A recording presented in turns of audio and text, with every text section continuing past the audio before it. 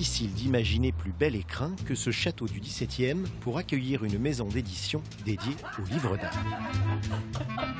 Les éditions Monet-Layot, c'est elle. Depuis 35 ans, cette ancienne journaliste spécialisée met à l'honneur les artistes et le patrimoine français. Ce projet pour Rambouillet, il faudrait qu'on prépare les contrats. Si la société porte son nom, le travail est toujours collectif.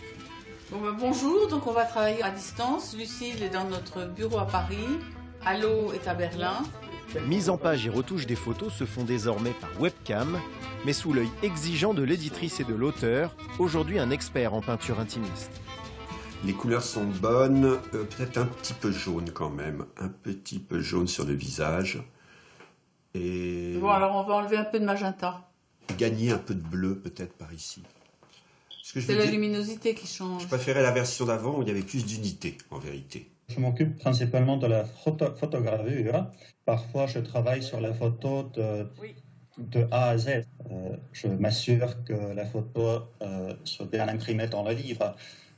Dans ce cas-là, il a une communication constante avec Monel. C'est moins jaune qu'avant. L'éditeur, c'est vraiment un coordinateur d'une dizaine de métiers, puisqu'on dirige les auteurs, les photographes, on retravaille sur les textes, on est sur presse avec les imprimeurs, on coordonne les métiers. D'ailleurs, c'est l'éditeur qui prend tous les risques, puisque à la fin de la journée, nous sommes responsables de toutes les dettes qu'on génère. Le livre d'art est une niche. Les lecteurs sont prêts à s'offrir ces ouvrages denses, mais chers. La distribution passe encore essentiellement par les librairies spécialisées, mais la part de la vente directe, via le site internet, est grandissante. La distribution coûte 58% du prix du livre. Chez les libraires, n'achètent rien en ferme puisqu'ils ont une faculté de retour. Tout ce qui est vendu sur notre site est vendu en ferme et on a la marge complète.